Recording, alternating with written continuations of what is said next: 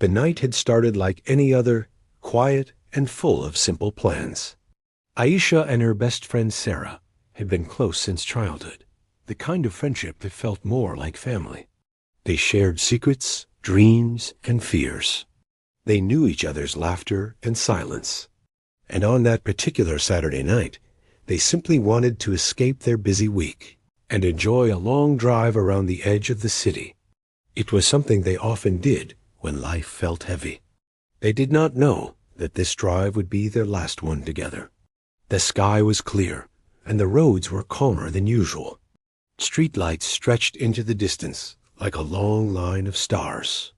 Sarah drove because she always insisted she enjoyed being behind the wheel. Aisha sat beside her, legs tucked up, music playing softly from the speakers. They talked about their plans for the next year, promising to travel, to work harder, to save money, and to stay by each other's side, always. Life felt wide and open, full of possibilities. They passed small shops, empty bus stops, and quiet neighborhoods. Everything seemed peaceful. Aisha felt grateful. Nights like this made her believe that life wasn't as complicated as it seemed during the day. She watched her best friend's face as she laughed at something silly. She memorized that smile without even knowing it. But as they reached a longer stretch of road, where traffic lights were far apart and cars moved faster, something felt slightly off. The wind grew stronger, and the road seemed emptier than usual. It wasn't dangerous, but there was a strange quietness, like a warning whispered too softly to be heard. Sarah didn't speed. She was always careful. She had her seatbelt on, and she kept both hands on the wheel. But she was tired. They both were. It had been a long week, full of deadlines, late nights, and stress. Aisha noticed that Sarah blinked slowly a few times, but she didn't say anything at first. She didn't want to sound overprotective. They were just a few minutes from the main road.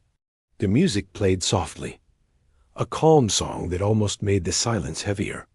Aisha leaned back in her seat and watched the road disappear under the car's headlights. Everything felt normal until it didn't.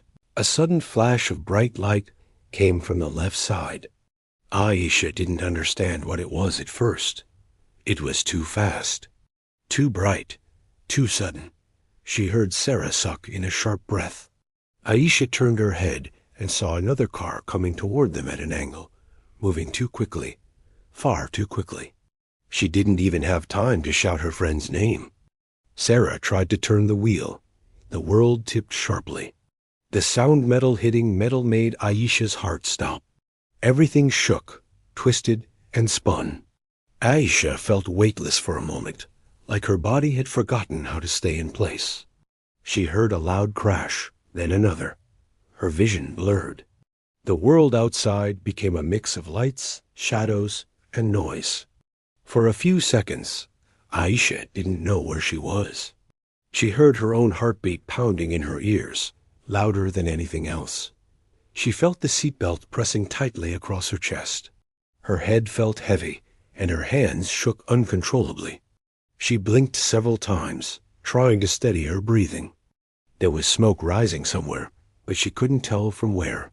She tried to move her arms. They hurt, but they moved. She tried to move her legs. They were stiff but not trapped. She touched her forehead, relieved to feel no serious injury. Her heart raced as she turned towards Sarah. "Sarah?" she whispered. She expected an answer. She hoped for it. She needed it. But there was only silence. The car was still. The world was quiet again, but in a painful way this time. Aisha reached for her friend's arm. Sarah didn't move. Her body was still in the seat. Her face turned slightly away. Her eyes were closed like she had fallen asleep. "No, no, Sarah. Wake up," Aisha whispered, her voice cracking. She shook her lightly, afraid to hurt her, but desperate. "Please, say something." Still nothing. Aisha felt panic rising in her chest. She pushed her shaking hands against the door, forcing it open despite the resistance from the bent metal. Cold air hit her face, but she barely noticed. She ran to Sarah's side, pulling at the door. It opened halfway, stuck at an angle. She slid her hands through the gap and reached for her friend again. "Sarah, please," she cried. "Just open your eyes." There was still no response. A passerby who had witnessed the accident ran toward them. "Don't move her," he said quickly, gently placing a hand on Aisha's shoulder. His voice was calm but serious. "Help is coming. Stay back, okay?" Aisha's breath trembled. She nodded because she didn't know what else to do. Her body felt too weak to argue. She stepped back slowly, her eyes never leaving Sarah. Seconds felt like hours. Sirens grew louder until the flashing red and blue lights surrounded them. Paramedics rushed to the car, speaking quickly, asking questions Aisha could barely process. Someone gently guided her to sit down on the side of the road. Her hands were shaking uncontrollably, and she realized she was crying without even noticing when the tears had started. She listened as the paramedics worked.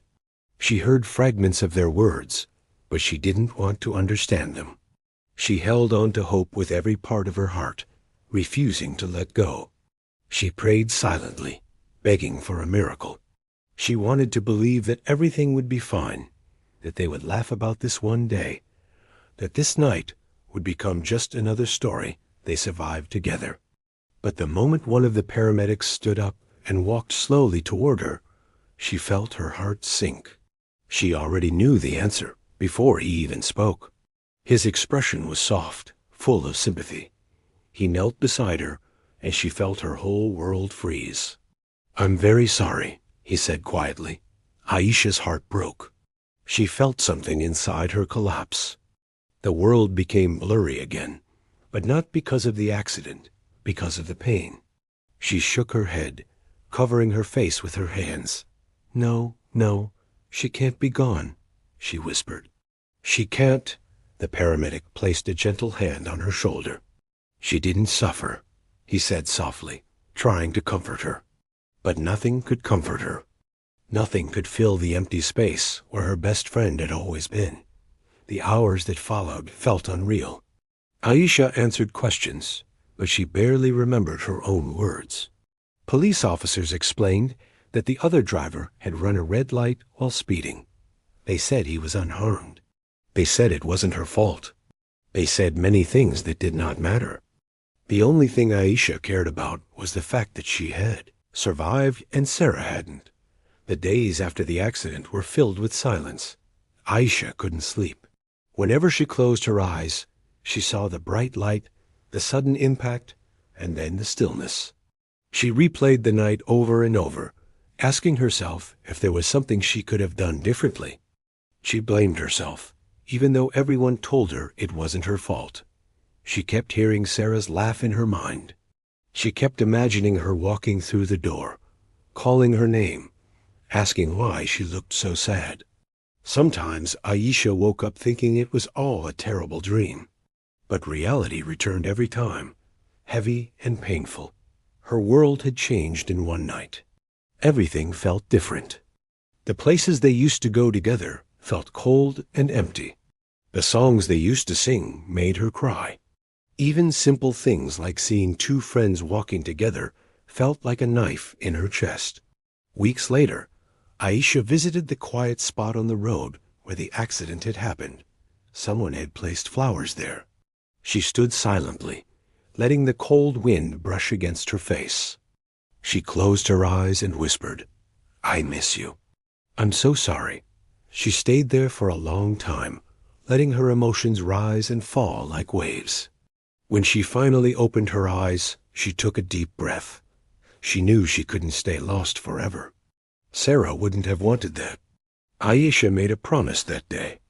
She promised to live carefully, to drive safely, to speak up when she saw danger, to value life in a way she never had before. She realized how fragile everything was, how quickly the world could change, how important every choice on the road could be. She promised to carry her best friend's memory with her, not as a weight, but as a reason to be better, kinder, more aware. The accident had taken someone precious from her, but it also taught her something she would never forget. That one moment of carelessness, yours or someone else, can change a life forever. And so the moral of this story is simple but powerful. Life is fragile. Every choice on the road matters. Never assume you have more time. Drive carefully, stay alert, and protect the people you love while you still can.